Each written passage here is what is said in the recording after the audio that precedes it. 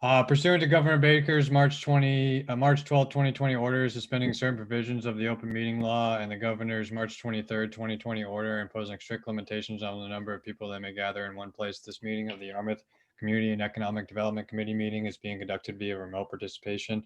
All votes during this meeting will need to be conducted by roll call. No in-person attendance will be permitted, but every effort will be made to ensure the public can adequately access and participate in proceedings as provided for in the order. Public participation will be permitted by allowing members of the public to join this meeting via Zoom. And Mr. Chairman, you can just call roll call to enter into quorum to start the meeting.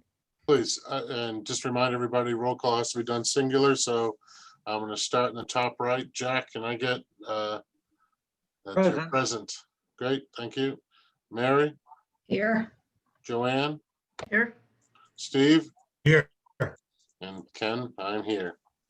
So I have to excuse myself at 4 o'clock to make it to a doctor's appointment, just so that everyone knows a timetable here.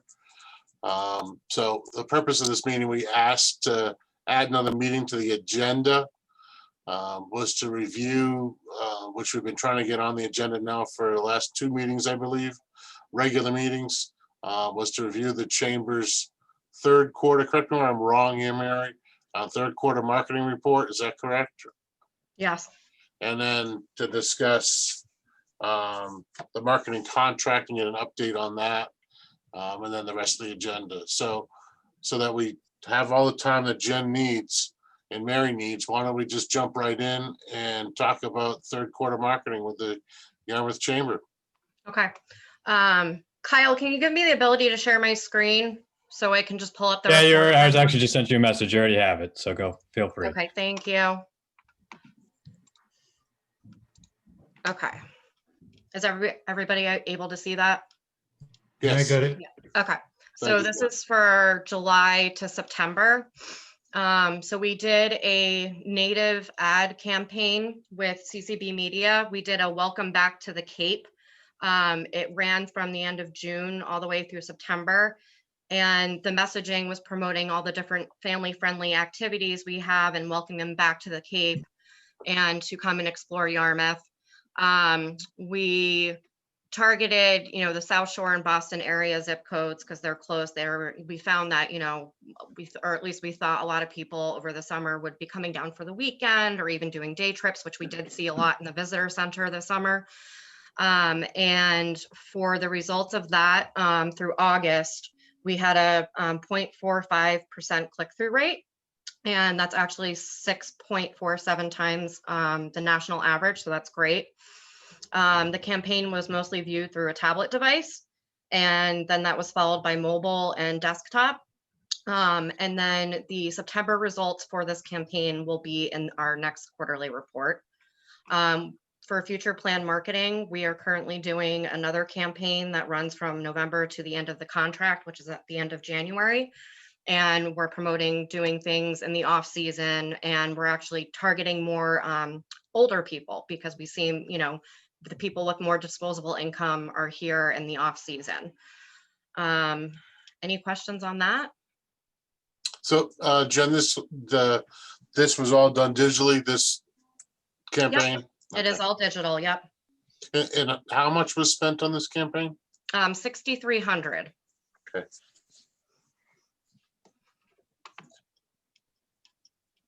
Okay. And then for blogging, we're still doing blogging twice a month. So in July, we did the new Yarmouth Drive-In site, and that received a lot of good engagement. We had over 1,000 page views for that one. August, we did ice cream shops. September, we did fishing. And then we also did a blog post on our cranberry bogs. And the ice cream page views was 138, so it was a little bit lower. We had 94 social media engagements, which was great. Fishing had 80 page views and 77 social media engagements. The cranberry bogs had 117 page views and 116 social media engagements. And then we've had to date, as of this report, was 71 page views on our blogs. And we received an additional 347 page views from the blogs that we did July to September. And we've been continuing to do the blog posts on a monthly basis. Are you doing the blog posts internally, Jen? Like you're writing them in?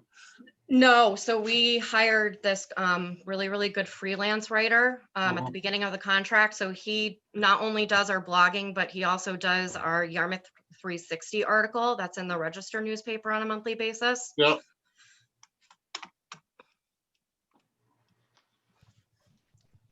So something new that we did this year was a geofencing campaign, and that went from July to September. Jen, I'm sorry to interrupt you, but can I Yeah. ask one favor here? Could you Sure. just explain to the rest of the committee, just so I'm not quite sure if everybody knows what geofencing is? Yeah, Can you just take 1 second and talk about what it is and what it does? Sure. So essentially, they are digital ads that are served on websites and with apps. So an example would be like Words with Friends or CNN.com. And essentially, what it does is it sets up this radius around. So we decided to do as soon as you get over the bridge.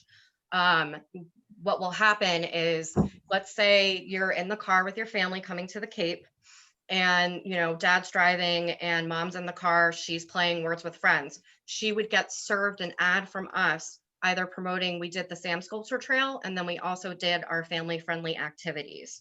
So essentially it pops up, and then we also put that radius around different chambers on the Cape. So if someone was at the Mashpee Commons, where the Mashpee Chamber of Commerce is, they would also get served an ad if they were within a certain app or a website, why they were walking around there. And we did find that there were people who clicked on our ads who were at the Mashpee Chamber, the Cape Cod Chamber, the Hyannis Chamber, Provincetown, and Falmouth Visitor Centers as well. And for that, the family friendly activities ad had a 0.49 click-through rate, and the Sand Sculpture Trail had a 0.48 click-through rate, which is both very, very good. So this is something that we're hoping that we could possibly do in our next marketing contract. And it was completely new, something I wasn't sure if was going to, be successful or not, but it showed that it really was. Great, thank you. And then for the targeted media campaign, so that's also with our freelance writer. He did an article in the Register on the 400th anniversary of the Mayflower. We also did one in August that featured the Yarmouth Food Pantry and the fundraiser that we were doing with them that was called Straight from the Heart, where we gave a proceeds back to the Yarmouth Food Pantry. So these articles were printed in the newspaper, but then they're also posted online, and then we also share them on our social media pages. And the Mayflower article had 24 social media engagements. The Food Pantry had 17. And we're continuing to do articles in the Register newspaper. We just had one that was published about the restaurants and, the challenges and that they're currently facing with COVID, but also the article, focused on supporting them during the off season as well. And there was interviews from Captain Parker's and Route 28 Diner in that as well. For eBlast, we also, so when we were on lockdown, I had the time to redesign our Yarmouth Traveler Quarterly e-newsletter. So we have over 10,000 contacts for that we send it to. So this one went out in August. So the newly designed e-newsletter has like special events, like what's new in town. We always do like an enter to win, one of our, most recent blog posts. And then I've also been including like a scenic photo of Yarmouth at the end with like a little button that says plan your getaway. And from that e-newsletter, we had a 17% open rate and a 19% click-through rate, which is actually higher from our older ones. Yep. So I'm hoping that the fresher look and feel of it, it's brighter. It's not like the dark blue that we were using. I think it's more colorful. So hopefully we'll continue to see that increase. And we did send one out in December. So we'll be able to look at that and report on that for the next report. And then for our website, I just wanted to mention that we had built that coronavirus webpage for local businesses and potential tourists coming to Yarmouth. We've also had, residents come in who relocated to Yarmouth with questions on what's open and, what's going on with the beaches. So this page contained a lot of information, but it had stuff on reopening Massachusetts. We, posted the town of Yarmouth like beach guidelines and anything that they wanted up there. Any loan and grant programs, if you're traveling to the Cape, what the rules are, and a list of restaurants that were open for either takeout or indoor or outdoor dining. And the restaurant page was very, very high with clicks. So that's good that people were utilizing that. And then, so when we created that page, we've had to date 5,943 page views. And then for future plan marketing, we've been discussing possibly redesigning our Yarmouth Cape Cod website with our marketing committee. So I'll talk a little bit more about that for the future marketing contract. And then for photo and video, we had an intern over the summer. She was absolutely awesome. She goes to school in New Hampshire, and she was able to take a lot of new pictures for us, a lot of scenic things, a lot of activities, which was great. We've been using her photos in, different ad campaigns. We also featured some of her photos in the ad that we did for the Yarmouth Town Handbook. And then she also put together a sand sculpture trail calendar. So all of her photos of the different sand sculptures we had from this year are in there. So it was really, really great, and we miss her dearly, but just wanted to point out some of the stuff I had posted on social media over the summer. I put up a picture of the Baxter grist mill, and that got 1,734 social media engagements. Our Weeping Beech Tree in Yarmouthport got over 1,000 too. And then I included a little cute picture of the bird on the beach, which got 380. So very pleased with the photos that she took, and I've been slowly getting them up on our website under our media gallery too. So that way you guys have access to them as well. And then, one other thing I wanted to point out too is our intern did say, if we had any events or anything going forward, and if she was available for them, she would be, more than happy to take event photos and things like that. And she actually did come to our Halloween event that we had and took some awesome photos as well. Oh, great. That are up on the website. Is she a Yarmouth girl, Jen? No, so she lives in New Hampshire with her parents, and her parents have a second home in Yarmouthport. So she comes down here in the summertime with them.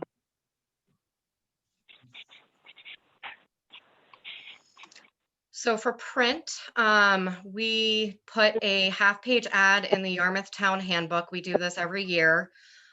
We usually highlight our year-round events, but because we weren't really having any, we decided to take those new scenic photos and promote, all the different things you can do in Yarmouth and how beautiful it is.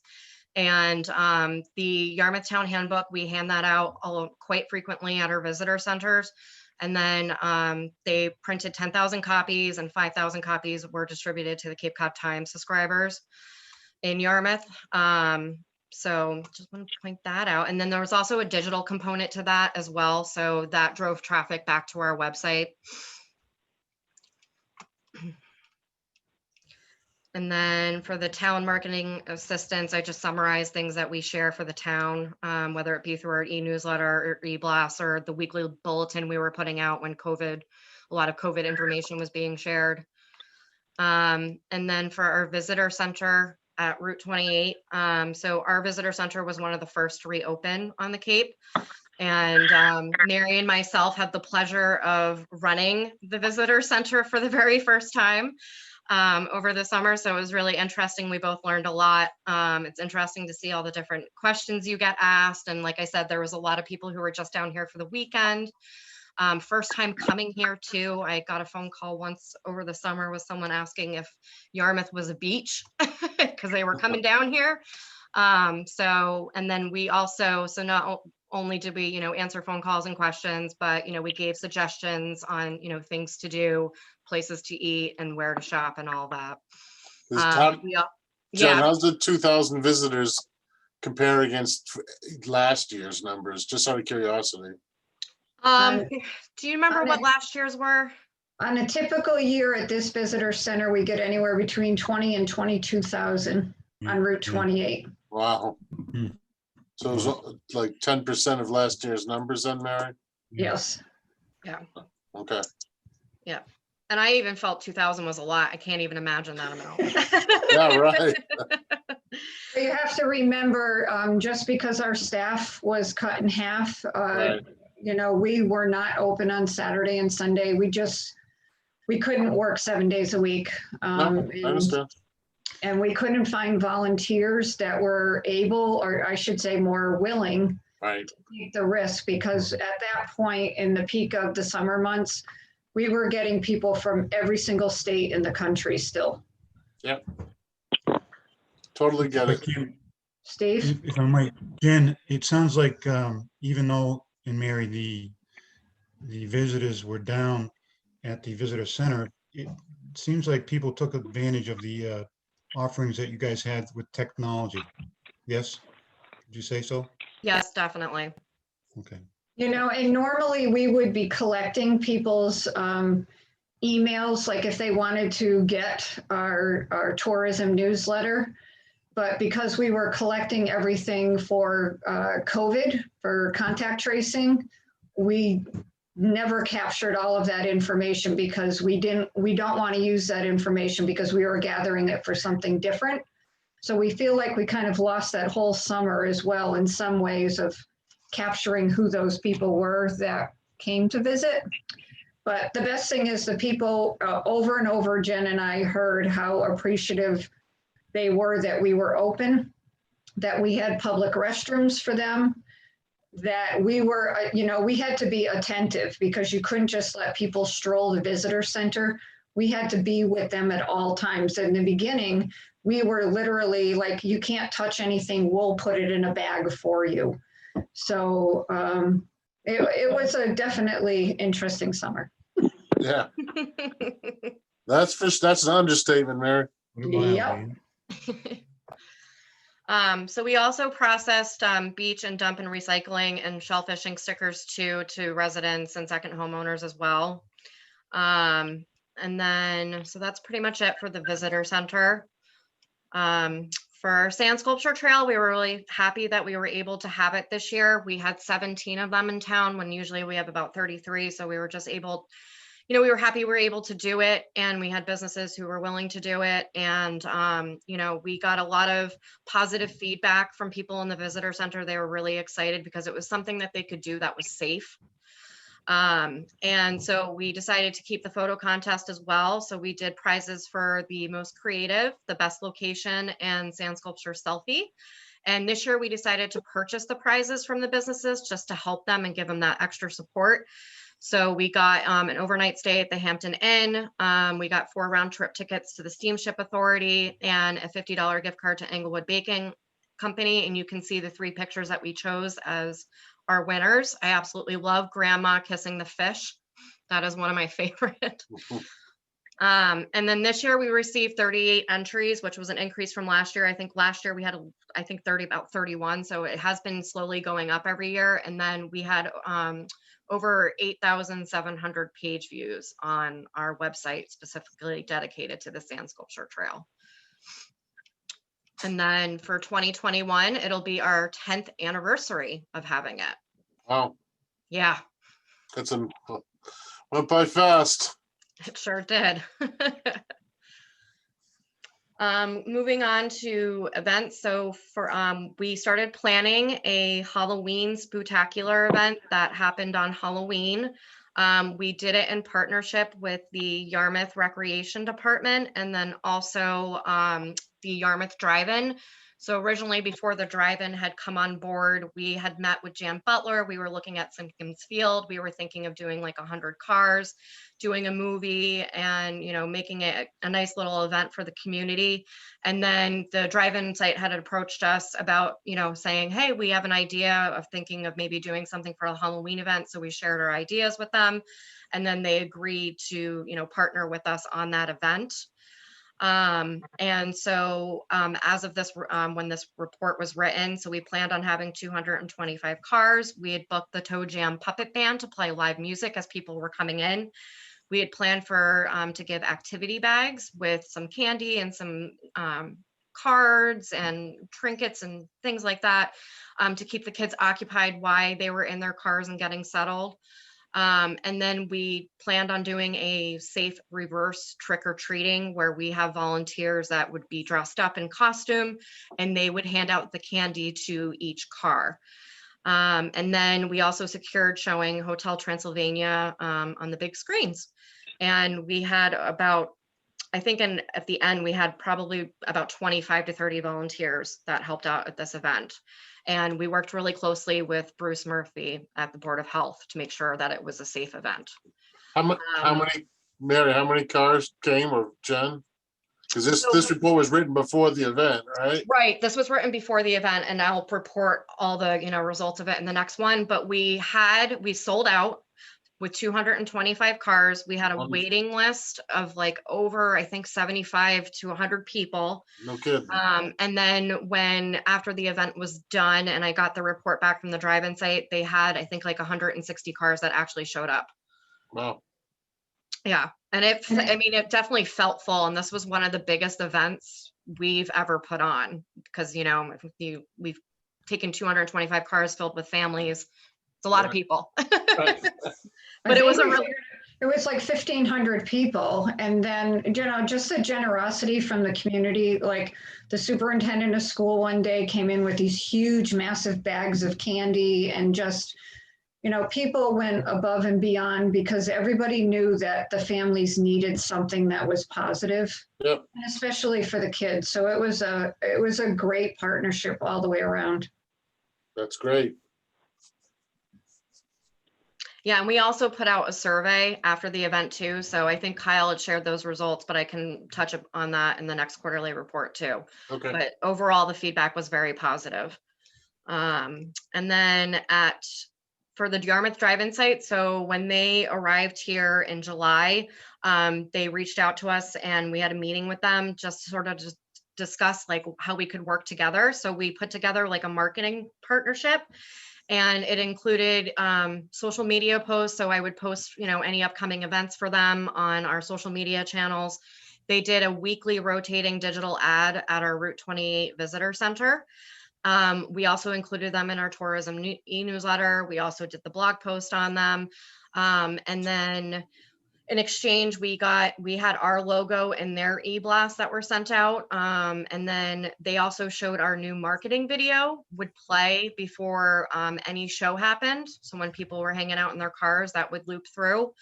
And then they also gave us some giveaways for tickets to do through social media.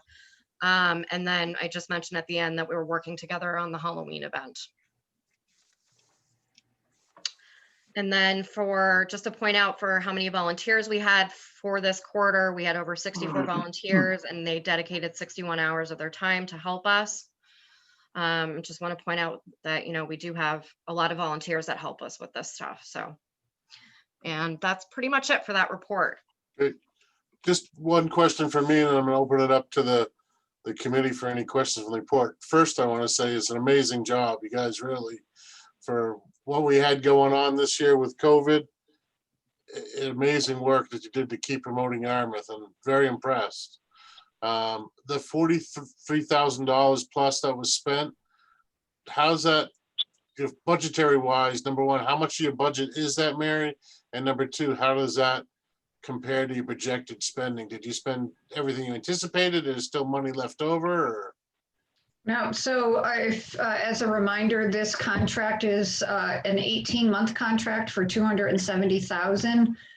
Jen and I are working on the budget right now. It may be anticipated because we weren't able to put off events, and I think some marketing campaigns didn't seem appropriate to be marketing people to come here at certain points during the pandemic. So we may have as much as $20,000 left over in this particular contract. We have talked to Karen and Kyle already about rolling it into the next contract. if possible. We certainly have no problem figuring out how we can spend it, especially when you hear some of the new ideas we have because of the pandemic. You know, we also have a totally new market that we could target, which is all the people that have relocated here Mhm. and how we can, you know, inform them. But, you know, I know Karen wants to go over our proposal for the new contract with you as well. So Great. Jen, can you stop sharing that, or unless somebody Yep. has any questions on it? Before we move on to that, Mary, just want to make sure that we give everybody an opportunity to ask questions if they have any. Does anybody have any questions? And please address yourself by name when you're asking the question.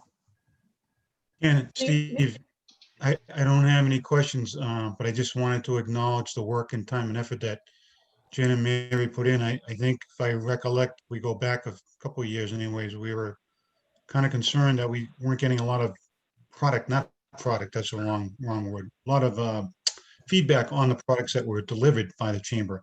But I think this does a great job in terms of demonstrating exactly how much two staff plus the number of volunteers that you're talking about, and number of hours here have done for the past year. So thank you. Absolutely. All right, anybody else? All right, hearing none, no other questions? Mary, what was that you wanted to move to next? Well, I don't know if Karen wants to jump in Karen, at all. Yeah, let me take opportunity to jump in. I want to echo the comments from the committee. And I think these quarterly reports are really a super effective way to convey the work that the chamber's been doing, you know, with the town contract. absolutely. It does a great job highlighting the work that, you know, poor Mary and Jen have been doing a lot of work over at the chamber during this pandemic in particular. You always work hard, but you're working harder, and leveraging the volunteers is a good point. Just in terms of Mary noted that we had met recently. I think we met about a week and a half ago. And Kyle, I don't know if you got the spreadsheet I emailed over to you, if you wanted to share that, or if I'm on the laptop, so I can't share it. Thank you. This is the kind of an outline at that time when we met, because the contract expires at the end of January, like Mary noted. Mhm. So this outline, and Mary and Jen, the yellow highlight are the things that were kind of new. So I don't know if it makes sense.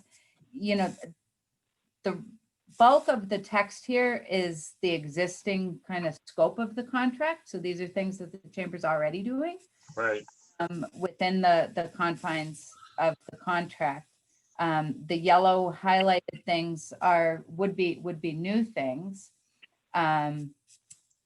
Before we get going, just a couple other facts. Mary, I have the same figures. There's about $20,000 that doesn't look like it's projected to be spent, and I'd recommend that we roll that into the next contract. You currently have $90,000 budgeted for this purpose. So one of the questions that the committee is going to need to decide is, what's the term of the contract? You know, and I think the 18-month contract was a good way to go, because it affords the ability to, you know, execute those contracts for the different marketing efforts that you have to buy into so early. absolutely. Planning.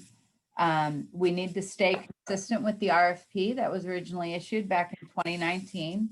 So the scope of work really is marketing the town, event coordination, and visitor services. I mentioned the budget, and, you know, I'd be interested in hearing, you know, the different things. And I think it's great that Jen and Mary, that we were able to couple this discussion with the quarterly report, because I'm interested in hearing from the committee on what kinds of things you'd like to see expanded. Are there priorities within the budget that you'd like to see? Do you want to emphasize events more than, I'm just looking at the screen, blogging, things like that. So, Well, Karen, I think first off, Yep. you touched on a little bit. We've all kind of seen the bold, outline print there in the past, but the highlighted yellow stuff, I at least, would like to give Mary and Jen an opportunity just to give us their thoughts on what they plan on doing moving forward to try and hit some of those target points. yeah, Certainly. I think that's a great idea. So, Mary, why don't I turn it to you? And if you want to you and Jen want to take a moment and discuss just the highlighted, the yellow highlighted, and at least that way the committee can understand, this has been the third go around with this committee, contractually, fourth go around, I believe, that we've talked about the stuff on the left, I'll call the black text, but the highlighted stuff and COVID reopening jumps right off the page at me because hopefully we're starting to see a little glimmer of hope here. So, if you would like to take a second and just discuss that, that'd be great. Okay. You want to jump in, Jen? And Yeah, I'll jump in. So for the COVID reopening campaign, so our thoughts were if for whatever reason we go back into another lockdown this winter, or when people start getting vaccinating and are starting to feel more, like they can travel and some of the travel bans and things are lifted, that it might be appropriate for us to do a COVID reopening campaign, sort of similar to the Welcome Back to the Cape campaign we did at the end of June when the hotels and the businesses started to reopen. So this campaign could be, doing ads online to promote that they can come, social media campaigns to say that we're open and welcome them back. It could be even radio ads. So that was the idea behind that campaign. And it might be something that may happen and may not happen. But we figured if we're proactive and we try to plan for it, then that would be great, because that way, if and when we need to do something like this, we can hit the ground running with it. And also that it's coupled with things that don't cost money. And that would be like social media, in our tourism newsletter. There's multiple things that we could be packaging all together. But, in a meeting this morning with all the other chambers across the Cape, this was the discussion, right? We feel like we're going to have to pretty much replicate what we did in June, because we've kind of taken a step back. People are waiting for the vaccination. So I think this is something that it's almost a given that we should plan on doing this no matter what.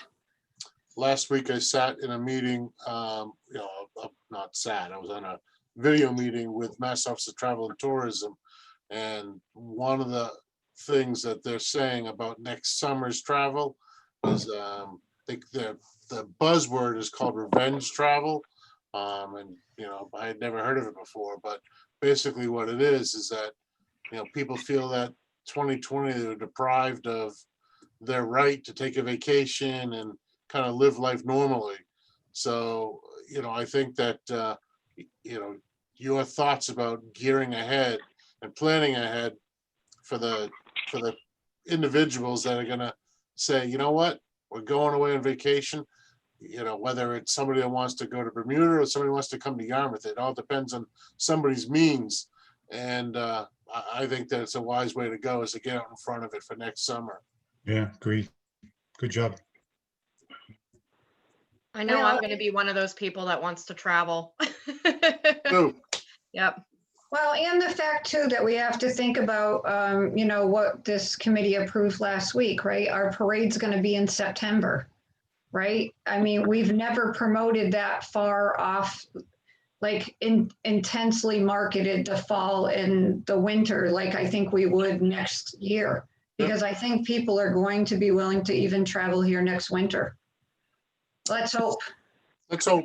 And certainly from the standpoint of promoting businesses in Yarmouth, they've all, when this is all said and done, people will survive the tough economic times, and whatever we can do to prop up, because as I've said before, 8 weeks doesn't make a year. And we had a great summer this year in Yarmouth, but you need the fall, you need the winter. So absolutely. Promoting in advance is the name of the game. Yep.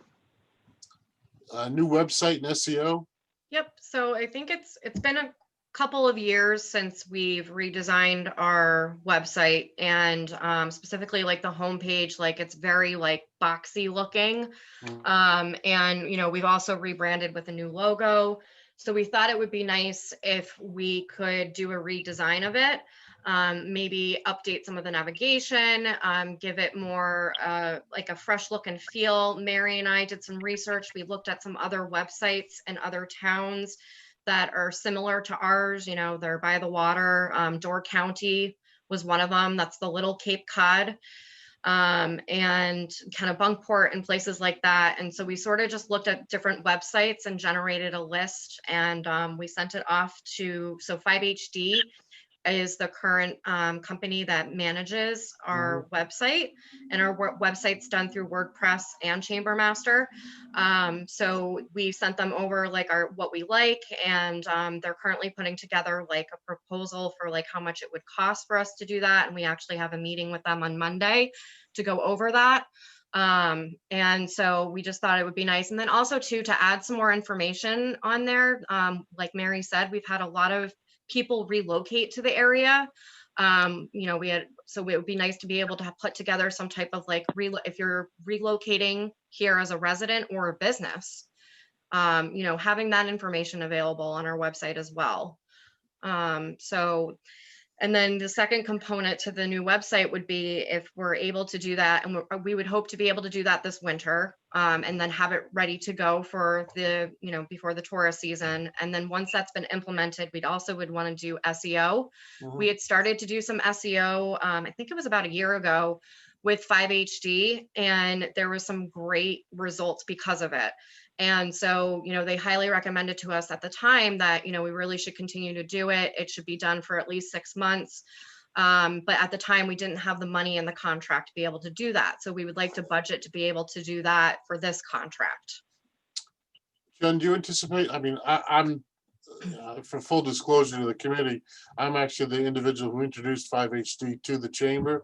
But do you anticipate getting a competitive bid if you're going to go down this road? So we had thought about that, but we've been working with 5HD for a number of years. And the thing that's great about them is that when we got Chambermaster, it was like, I wasn't on board at this time with Right. the chamber, but from what I've heard that, they were able to integrate Chambermaster with WordPress. And I think it was a huge project for them, and they're familiar with it. So that's why we were thinking of sticking with them, because they know our website in and out, and they know how to work with Chambermaster too. Mary, you had your hand raised there. No, that's exactly what I was going to say. Having Chambermaster, which is, so it's kind of the portion of the website, for those of you who don't know, that integrates our database. So that's all of the individual listings, the calendars, the management of the registration for the events.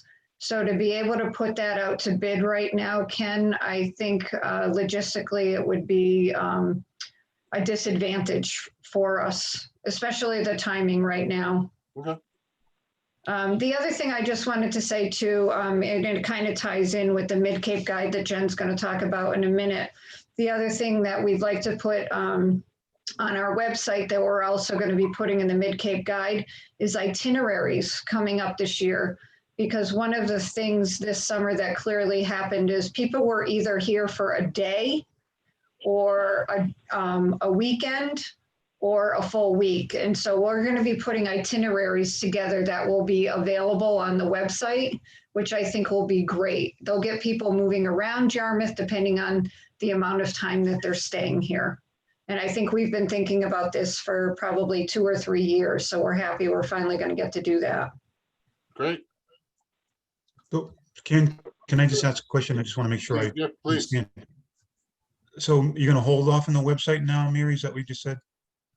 No, I was just talking about adding itineraries to the website so that if people are looking for something to do for a day, a weekend, or a week, they'll actually have itineraries that they can use to get around. That also will help with SEO campaigns too, having Yeah. other events. So that's great. Mid-Cape Guide. So this year, so in the past, we've always partnered with the Greater Hyannis Chamber of Commerce to produce this magazine that we do annually. We're doing 40,000 copies this year of it. And then there's also the digital aspect that we have on our website. And the Greater Hyannis Chamber decided not to partner with us this year. They're going in a completely different direction with what they're doing. And so we've never asked the marketing contract to have, cover any of the costs that are associated with, the design and the printing and distribution of it. So we were hoping that maybe this year with the design and distribution, the marketing contract could help out with that. We would pay for the printing. But we plan on, still having it at our visitor centers, and we plan on having it printed by end of March, beginning of April. And, it's a very popular thing that people pick up and take. Just from working in the visitor center over the summer, I can say that that's the one thing that people really like to take. It has a lot of great information. We change the content in it every year. So that was a new prep. I don't know if you want to have anything else to say about that, Mary, or? No, I mean, I think you've covered it pretty well. And, it's a magazine, it's distributed on and off Cape. It's at every single visitor center on Cape, as well as a few visitor centers off the Cape. We also have the digital version that we've had for 4 years now. Allison Karen designs it. She does a fantastic job. I think it's one of the better magazines that are done on the Cape. And we certainly this year, our editor is from Yarmouthport, which is really fun to have because she has a passion for Yarmouth, obviously, because she lives here and she's doing some great editorials this year. And the photography, the majority of it is also done by a Yarmouthport resident. So it's really nice that it's a lot of Yarmouth talent that's invested in the creation of the magazine this year. So I think it'll have a whole new flavor. Just help me with one question. Why are we calling it the Mid-Cape Guidebook? Because we are considered the Mid-Cape. Okay. But it's just solely going to be promoting Yarmouth this year? Correct. Okay. Yep. Okay. Jen, the town of many trails. This one's very, very early in the works.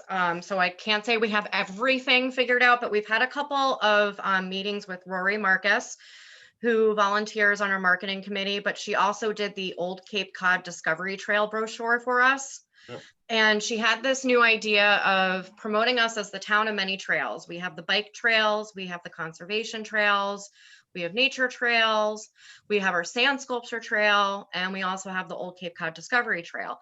So we were thinking for something maybe in the future, in our Mid-Cape Guidebook, we could do a whole article featuring this, touching upon all the different trails that we have. But she had an idea of almost doing something like Become a Yarmouth Explorer, and building upon those different connections that she made with all the historical sites that she features in our Old Cape Cod Discovery Trail brochure. So an example that she likes to give is that, Edward Gorey was loved to go to Jack's Outback and get coffee.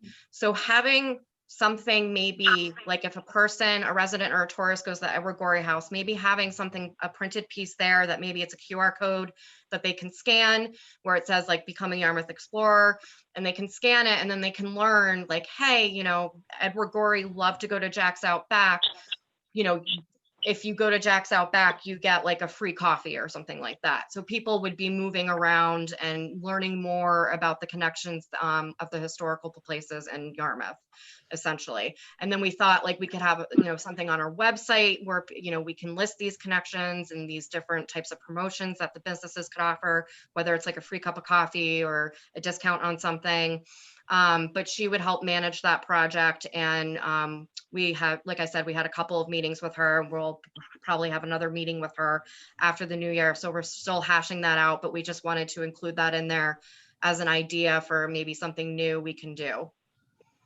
I think it's a great idea. Yeah. Really. Especially the QR code link, that would be fantastic. I know, Let's who would have hoping thought local those would have business. came back and been popular again? Yeah, we never thought the old Cape Cod Discovery Trail would get the traction that it did. We were just so happy with the results of that. So to build on it is a definite plus for the business and the community. Yeah, it's been featured in a lot of publications online and even as far as, out in Boston and stuff like that. So she did a really good job with helping to promote it. Great. Relocation materials. So that's sort of what we were talking about before, about how the fact that we've had, so many people who have moved here, and putting together something that could be, on our website, that could be geared towards if you're relocating here and, you want to open a business, this is what, everything that you need from the town. What you would also too, if you're a resident, because, we've had, I know over the summer, we had residents come in, or even prospective residents come in and ask for like, where are the real estate companies? Like, you give me a listing of that.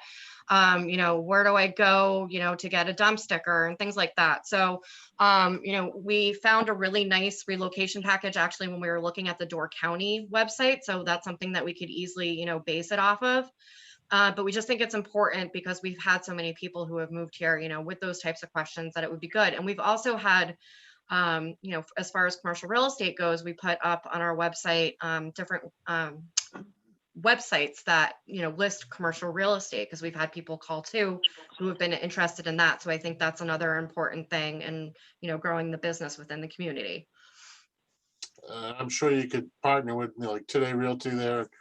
And, any one of the realtors in Yarmouth. His name escapes me, Mary, but who was on the marketing committee that's a commercial realtor? Robert Ciavara. Yeah. Thank you. I'm sure that they'd help you with this. I think it's a great, the real estate market right now, the other hat I wear, it's red hot, so. Yeah. Well, and I also think with, wastewater moving forward in Yarmouth and all the great work that Karen's department is doing, we've got the permitting now online, letting these businesses or potential businesses that would consider moving to Yarmouth, let them know that those are all the positive things that Yarmouth has that businesses might consider utilizing and relocating their business here. Yep. We've been approached, it's been crazy. Like you said, even commercial real estate right now is hot. So I think anything we can do to encourage people to relocate to Yarmouth is a benefit. And hopefully, Karen, I read through the legislation and I'm hoping that fits into what we can do within the contract description. So I don't know if we need a determination from your office about that, if we can do that or not. I would think it would be fine. Yeah, I don't know that I follow your question, Mary.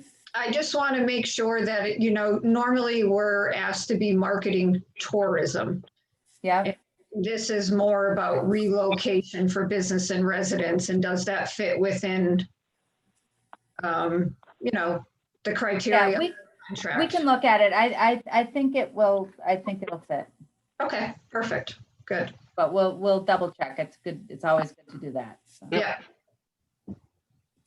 Online audio streaming. Well, just 1 second, Ken, I just want to Sure, go back. Steve, go to, ahead. Yep. Yeah, the wastewater. I think it's a great idea what you're doing to put that up on the site so people get, the businesses especially, particularly because the first phase seems to be benefiting the businesses at all. And I guess my question would be, you're certainly coordinating this with the town as well, right? Absolutely. Yeah. I know there was a big push to get people aware, make them aware of what's going on, not so much on the north side of the town, but certainly the business side, the commercial corridor. So I think that's a plus. We got to keep doing that as we go forward. Yep. And the chamber also just conducted a survey, and one of the questions was about the communication with the town efforts, and that was one of the priorities people came back with, that they wanted the chamber to communicate more about what the town is working on. So I think that's fantastic, right? If we can work together, get the message out about anything, if it's wastewater, if it's the visioning, if it's what the recycling committee is doing, whatever it may be, it's just making that more of an emphasis to get the word out to our residents. Yeah, especially in the wastewater, I'm looking at you, Karen, because I know this was a big issue, and I know Mark Forrest was real concerned with getting the message out to the public as well.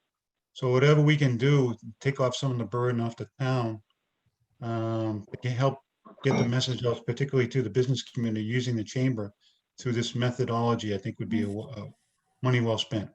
Yeah, I think that it's not necessarily an either or thing, the chamber or the town sending the message. It's, you know, all hands on deck and, Yeah, and agreed. making sure the message is consistent. Yep.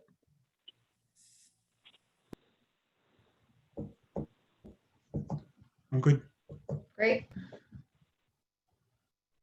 So for online audio, so I had a meeting with CCB Media just to sort of go over everything for year end and looking forward. And one of the things that they had suggested that is, you know, more of a new thing that's becoming extremely popular with marketing is doing online audio, which is essentially streaming. So like if you are at your office or at home, you have smart speakers listening to music, or if you're like on Spotify or iHeartMedia listening to music. Essentially what it would be a radio ad that would be 15 seconds or 30 seconds long. And then it also comes with a digital component. So after the ad is served, you would have an ad pop up that would, you know, essentially probably drive traffic back to our website. And they, you know, had suggested like a 3-month minimum to try it out. It's not overly expensive. And there are ways to get some tracking as well through the digital component of the ad. So you can get the impressions, you can get the click-through rates. So that was something I thought sounded interesting that we haven't tried before. Rather than, you know, we'll still keep in our traditional radio like we always do, because I think that's important as well. But just, and the good thing with online audio too is you can target any zip code you want. You can target, you know, different demographics and things like that. So we definitely can target it. So it's not just going out to everybody. Great.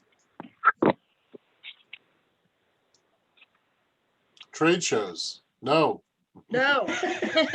So in the past, we always worked with the Cape Cod Chamber on doing 2 trade shows, one out of Boston and one out of Maine. And it was they were golf based. And, you know, because of COVID and the way everything is going, we just feel that it's not appropriate at this time to plan on attending trade shows during the Most contract. of those shows are canceled now, Jen, anyway. Right. Yeah, they don't even have them. Yeah. Yeah.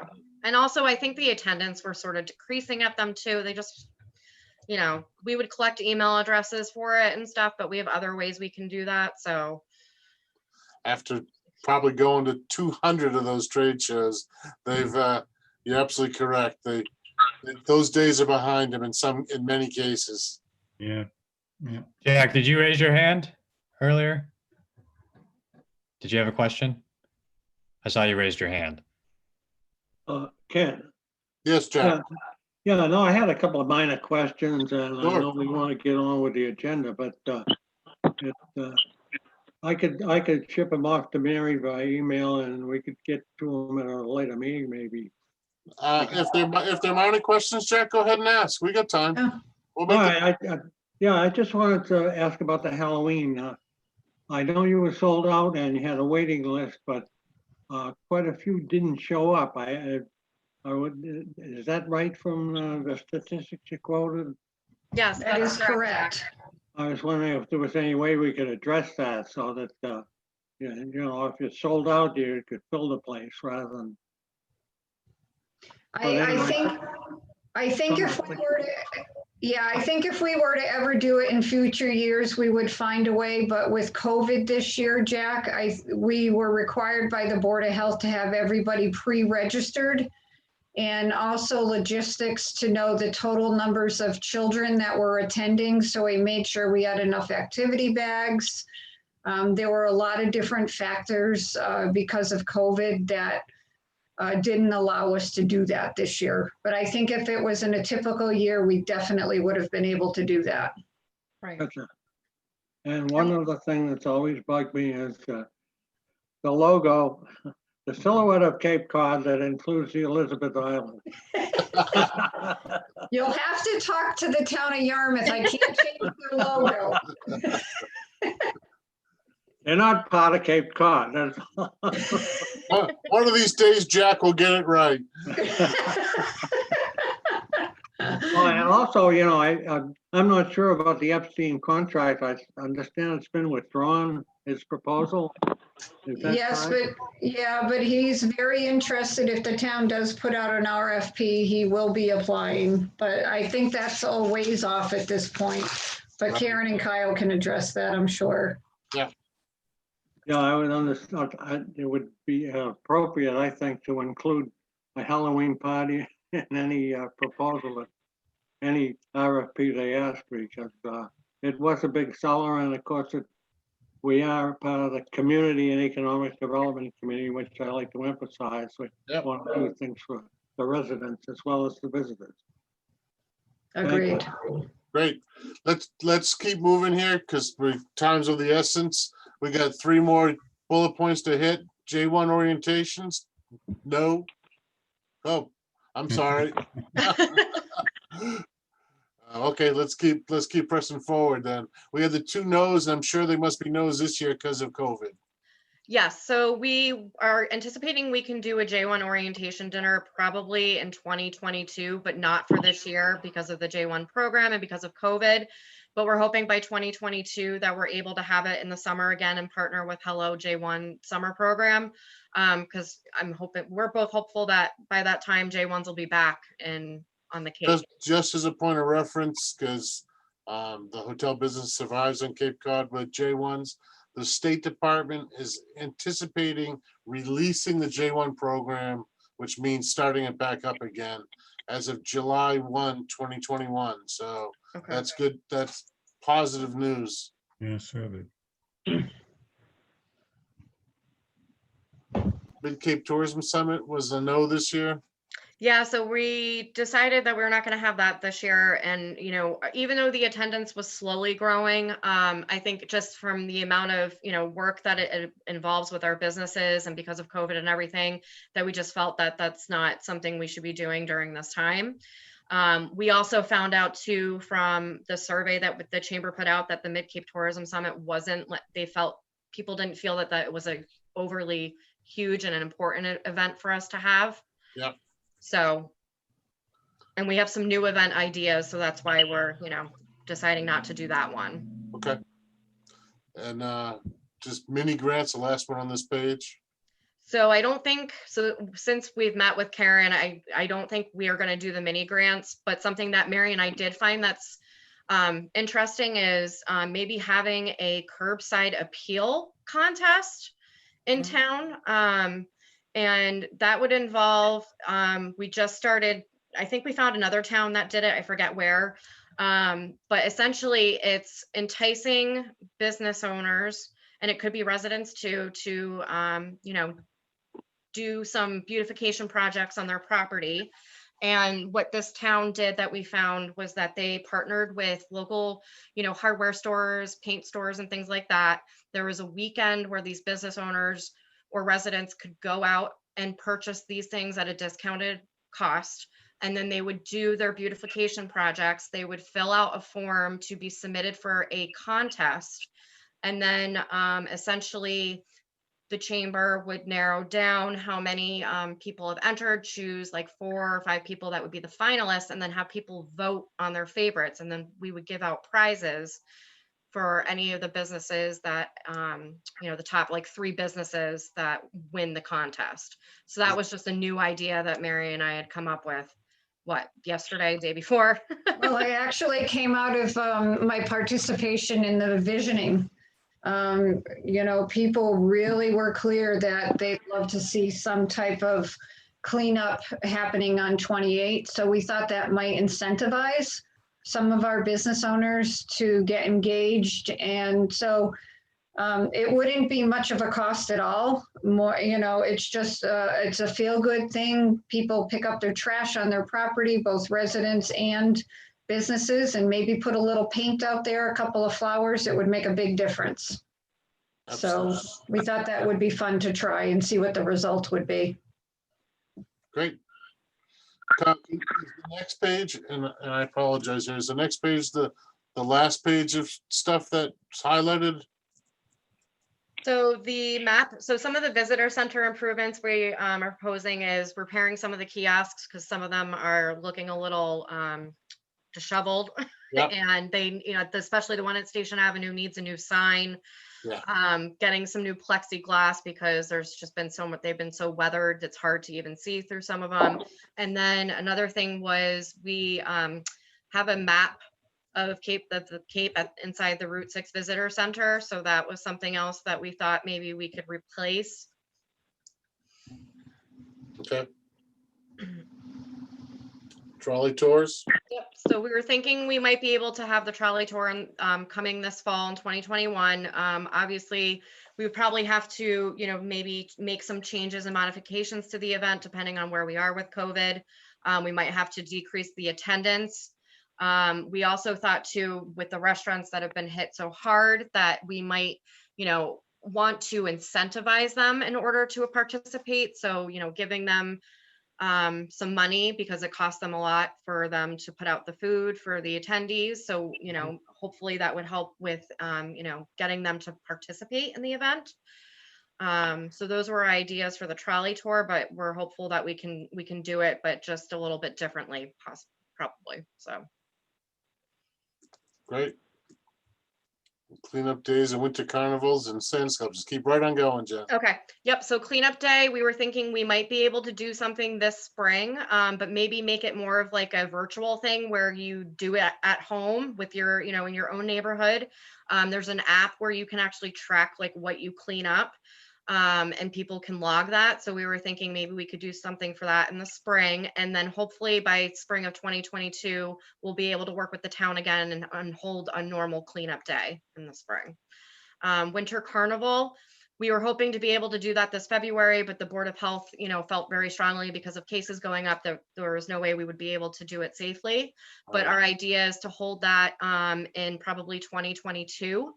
And that would entice it would be during like February vacation. It would be a Friday, Saturday, Sunday type of an event with multi events going on. That could possibly include ice skating, an ice sculpture trail. The same people that do the sand sculpture trail do ice sculptures, and then also doing like ice carving demonstrations, and then working with local businesses. We've got interest from the Cultural Center, Taylor Bray Farm, Ryan Family Amusements, and a couple other businesses that would put on events as well during the weekend, and then also having like a bonfire on the beach. Cool. And then for the sand sculpture trail, so with the way that this contract works, it would, when it's the end of the contract, we would be in the middle of the sand sculpture trail. And so Mary and I were talking about it, and when we were trying to do a proposed budget yesterday, so we definitely, like I said, it's the 10th anniversary. We can do it in 2021, but then we also feel that for 2022, it's odd because our contract ends in August, but then there's fees that we incur after the contract ends.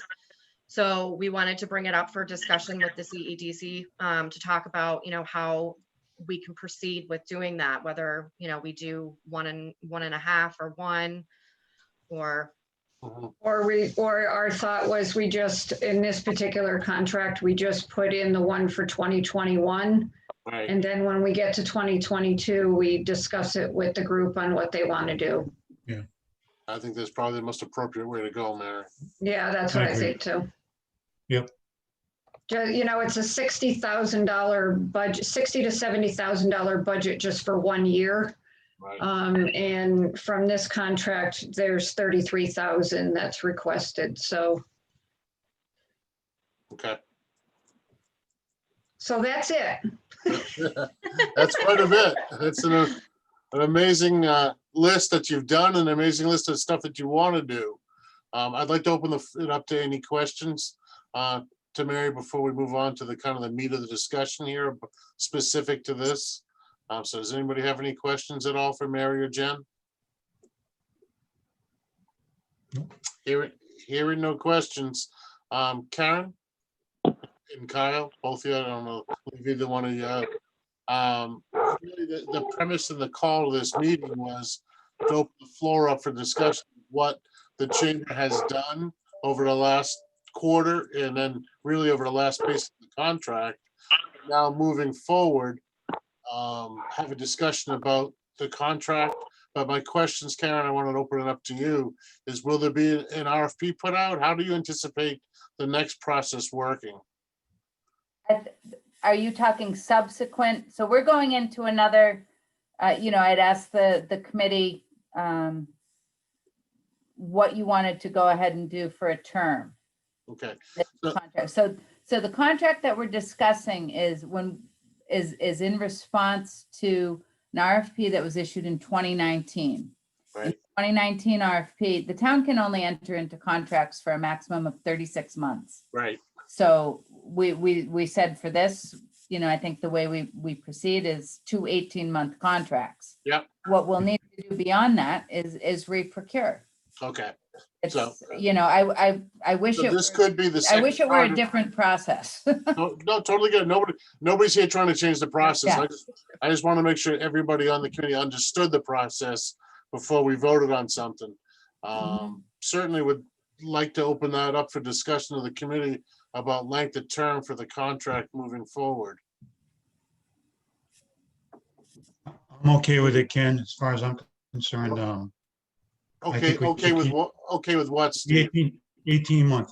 Okay, Joanne, So- you're- so- go ahead. So the next question I have is, when can we get moving on adding to their contract now, so there's no gap in between Yeah. what they've done now versus, So right now, you saw the material, the material Kyle had shared on the screen is the material that we have kind of to date. And Mary, Jen and I agreed that they would provide more information. They're shooting for tomorrow. Monday. So they'll do their best for tomorrow because we wanted full well not to have a gap in service or Right. Yeah. gap in contract. I think that we need to come to agreement on the proposal and the budget.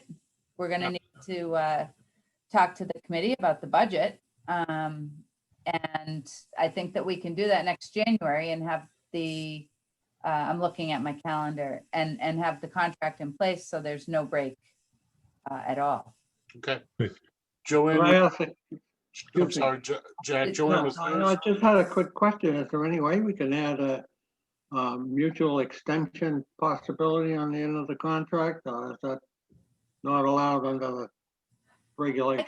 I'm happy to look into it, Jack. My understanding is always 36 months. Right, And then it needs to be, it's not my role, it's not the town's role, it's the state's role. yeah. Uh, I think but it's I mean, written into the My bylaw. my question was, could we extend an 18-month contract for an additional 6 months? By mutual agreement. That could be done, but I don't know that gives the chamber the comfort they need, kind of in terms of the long-term planning that their work requires. Right. can I Joanne? ask something on Steve, Mary? hang on one I'm second. sorry, Karen, Steve, hang I'm on one second. Joanne's first. Joanne? sorry, yep, sorry, Joanne. That's okay. I think you've clarified my first question, Karen, was, we haven't seen any dollars and cents. Mhm. You're anticipating we might talk about that at a meeting in January? In January, yes. And that would be what the chamber is requesting in order to do this work? It would be their request? Yes, My complimentary question is, what can we afford? And will we Well, know, will we know what we can afford through tourism? So, grant? Out and into- you know how much money you have on hand in your unallocated bucket, Will.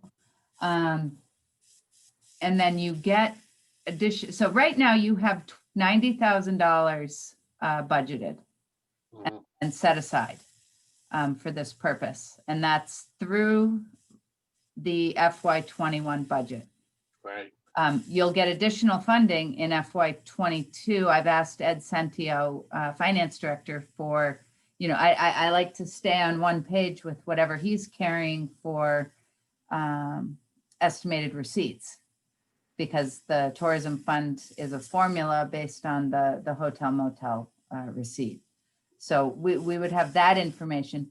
The third piece is that you, in your current budget, funds on hand, have funding in the unallocated bucket that could be assigned right now to this purpose for marketing. Okay. Okay, so we have those three buckets, if you will. Yeah. Two of which are known, That's correct. okay, one of which is unknown. And the one that's unknown is really my question, because of the brief conversation at the Board of Selectmen's meeting on Tuesday about the redirection of tourism funds to wastewater and what all that meant. Yeah, I think my understanding, Joanne, is I didn't hear them say tourism funds. If, maybe I wasn't listening as well as I needed to. But I think the conversations I've heard about directing funding towards wastewater, it's the short-term rental tax. So our old, I'll call it old hotel motel tax was really just that, just hotels and motels. And then when the town adopted the short-term rental, the tax on the Airbnbs, that funding right now goes right into the same bucket. Okay, this may be some confusion on my part, because Ed Centio in his PowerPoint labeled it tourism. Did he? And it might have been the tourism with a small t or a capital T, I'm not sure.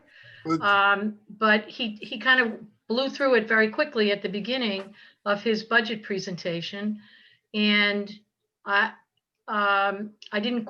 he didn't elaborate, and no one Yeah. asked any questions. Yeah, I'll find out, Joanne. I'm Yeah. looking in my trash can right now. I don't have a copy of That's, it. that's my filing system too, No.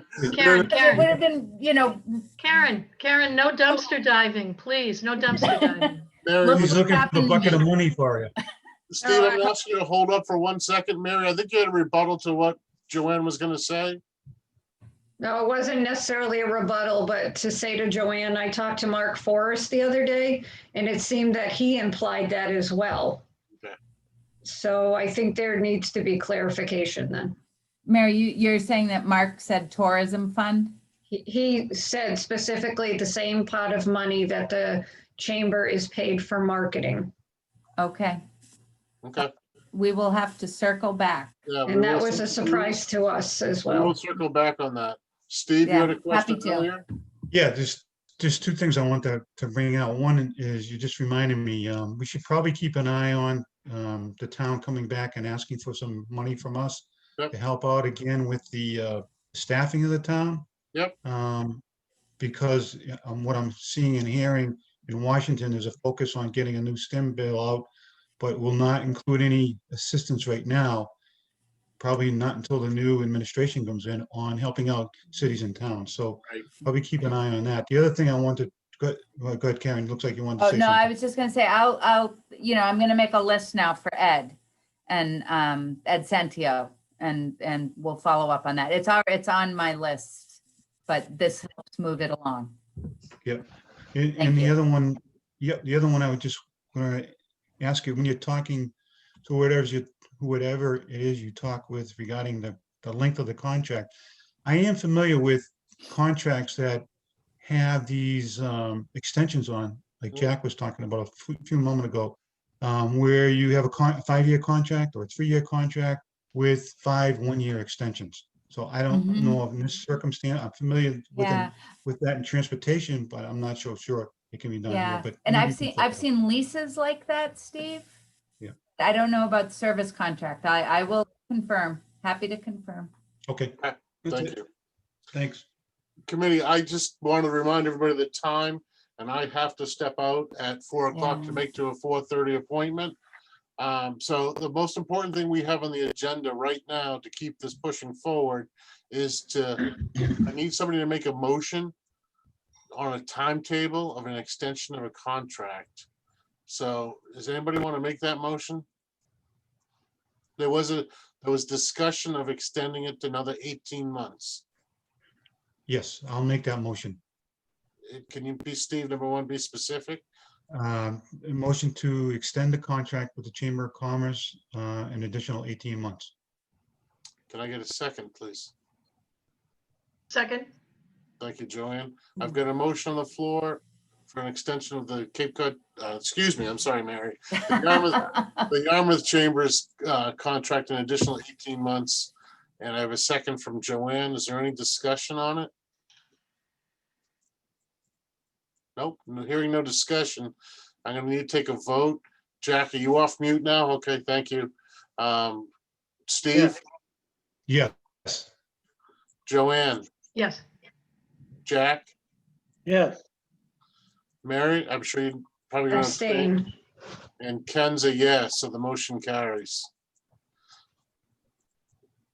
So, Kyle, did you get that?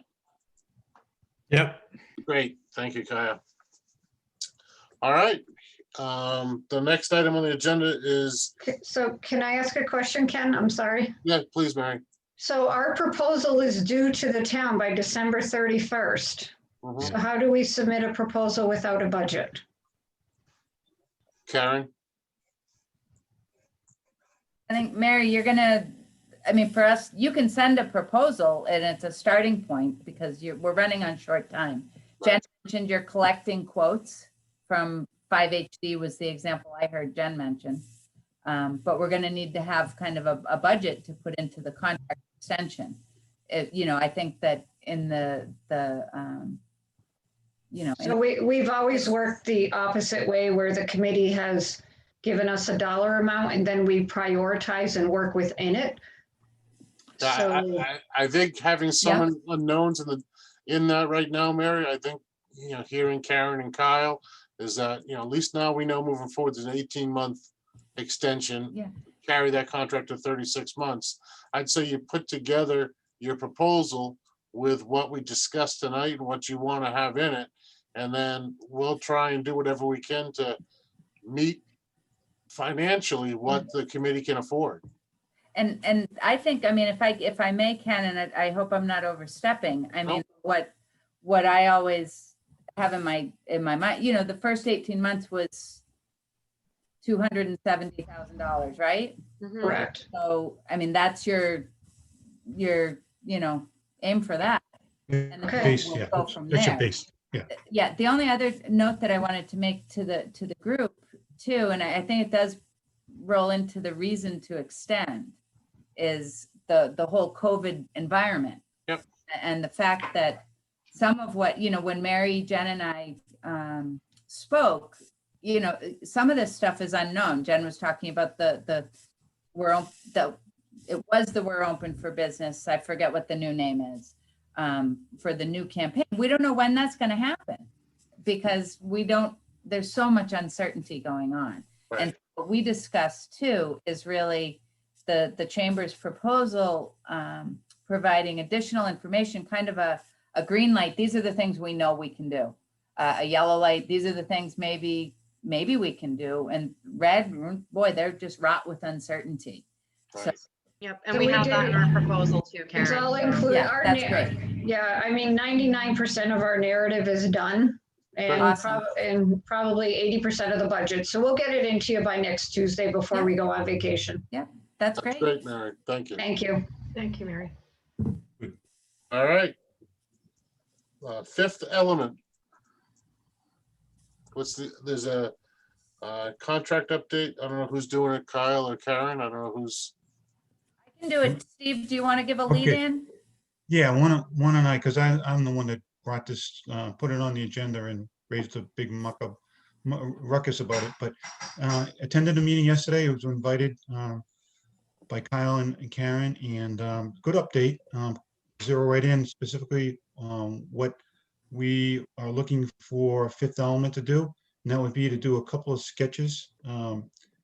A, and B, sketches on the site of where certain things could go on the site, right? So it gives us a conceptual, if you will, to look at and kick around and eventually tie into what Beta is doing. I'm more about that in 1 second. And then the second thing is, of course, because of what happened over the summer, utilizing the site, I think there's a focus the town would like to focus on and getting some type of equipment in there to do some sound testing. So we can have it, the town can have it, everyone can have it and share with everyone relative to if you put XYZ on the site, this is what sound would generate. If you had some other event, this is what the sound would generate. And I only gave an example yesterday in my previous career, where we were building a 150,000 square foot maintenance and operation facility. Immediately the butters said, what's the sounds going to be like? You're bringing all kind of buses and trucks and vans, everything in there. So we were able to give them on the low end of what a lawnmower would be versus, a locomotive that's idling or running by the site.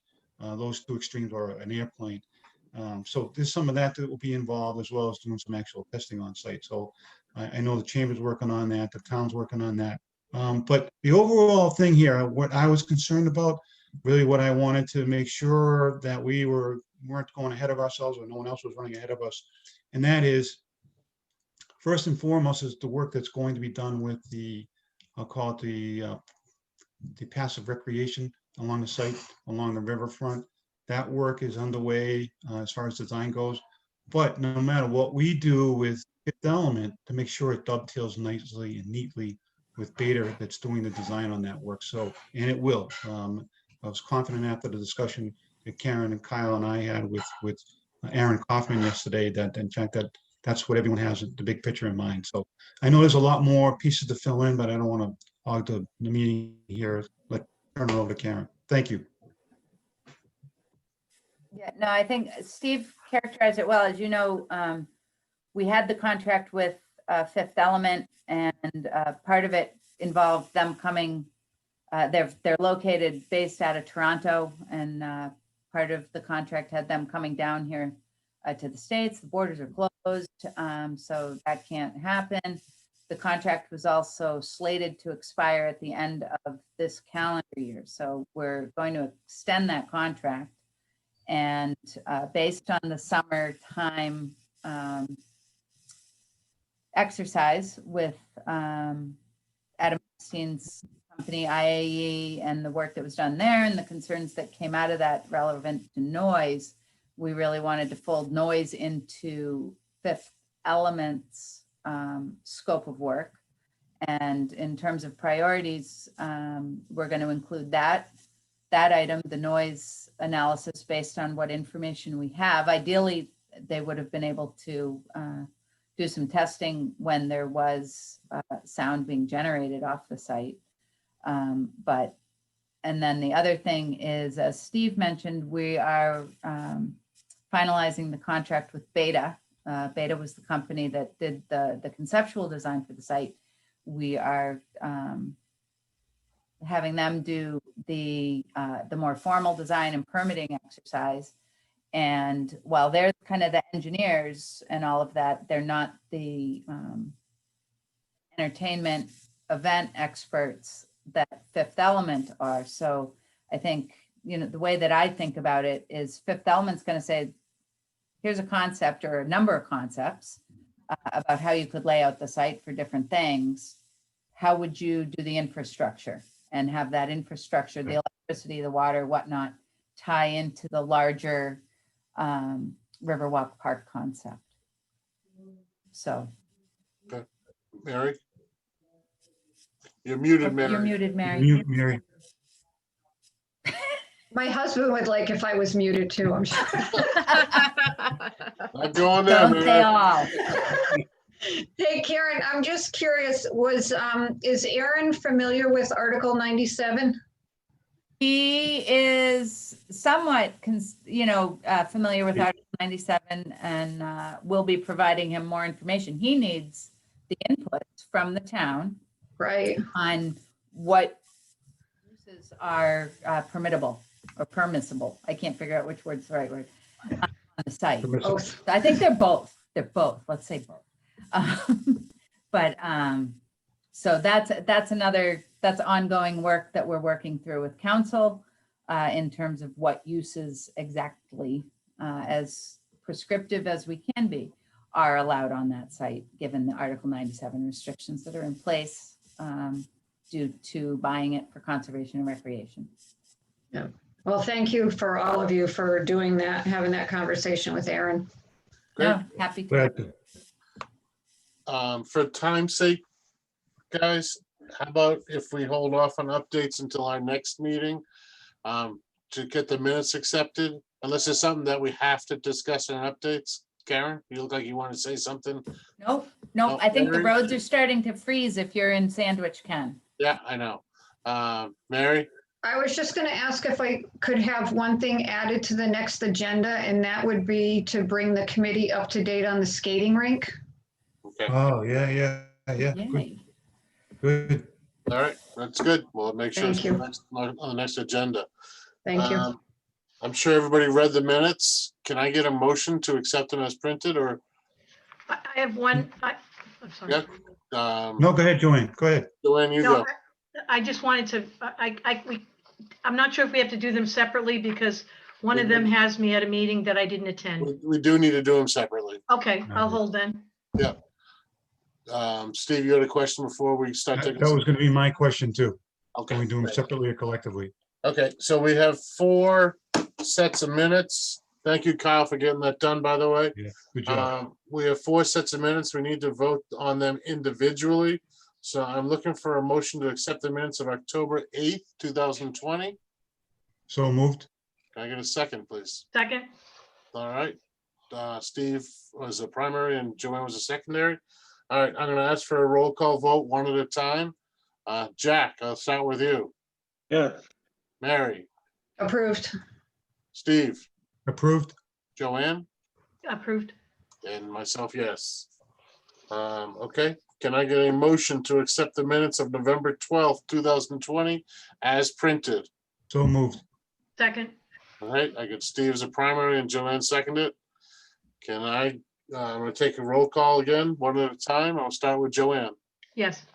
Steve, Yes. Mary, Yes. Jack, if I was there, yes. and myself is a yes. November 18th, I need a motion, please. So moved. Second, Steve primary, Joanne second. I'll start with you, Jack. Yes, Mary, Yes. Steve, Yes. Joanne, yes. and myself, yes. December 3rd, 2020, can I get a motion? So moved. Steve. Second, please. Somebody? Second. Mary, thank you. Mary seconded it. Okay, can I get a, now that it's primary Steve, Mary second. I'll start with Mary, Yes. Jack, yes, Steve, Yes. Joanne, Abstain. abstain, thank you. And I'm a The yes. committee members present needs to be amended on that. That's why I'm abstaining. You, Yep, shows I'll you, amend that, Joanne. it shows you as present, Yes, okay. And the final one on the list is December 10th, 2020. So moved. second, Thank you, Steve primary, Joanne second. Okay, let's start with you, Joanne. yes. Steve, Yes. Mary, Yes. Jack, I think you need to abstain from this one. You weren't at that meeting, yes, abstain. and I'm a yes. All right, so that's all the minutes. And once again, Kyle, thank you for doing those. Great job, Kyle. Yeah, no problem. One thing, Dan Knappich is scheduled to attend your next meeting on the 14th to talk about broadband like you guys requested. Oh, that's great. Good. So that's the last question is the date of our next meeting, and it's January 14th. Yeah, I think that's what you guys, when I was going back through the video, it seemed like that's what you decided on to talk about Seaside. Yeah. So, At 4:30, Kyle? yeah, unless that doesn't work for you guys. No, I mean, I guess I have a question for the committee. Could we do 4 o'clock on the 14th? Does Yeah, anybody have a- yes. Kyle, does that work for you? It does. I'm not sure if Peter will get the message, but yeah, we'll yeah. I can only do so much, Kyle. Yeah. So, okay, that'd be great. Starting them a little earlier, I think would be wonderful. And then real quick, I just wanted to clarify the thing that Joanne, I did find the slide that Joanne referenced. It doesn't say anything about tourism funding for wastewater. If this was the one that you were referring to, I didn't see anything else. This wasn't the one. This was at the Okay. very beginning. All right, then never mind. I'm sorry. I thought okay. I could clarify real quick, but never mind. No, that's okay. That may have been what he intended to show. But if we can get a clarification, if that clarifies it, that's fine. Hey, Kyle, can you send a invite on Outlook, just with the change of times in the meeting for this Yep. meeting on the January Yep. meeting? Thanks. That'd be great. Thank you. And before we break up, I just want to wish everybody a happy holidays and a healthy and safe 2021. And hopefully 2021 is better than 2020. Yeah. Thank you. You too. All Yeah. right. Happy holidays, everyone. Happy holidays. Merry Christmas. I need to get a motion. Mary, you want to do it? I do. I'd like to make a motion to adjourn. I'm gonna second. Second. All right. All in favor? We'll go, just say aye. Aye. All right. Happy holidays.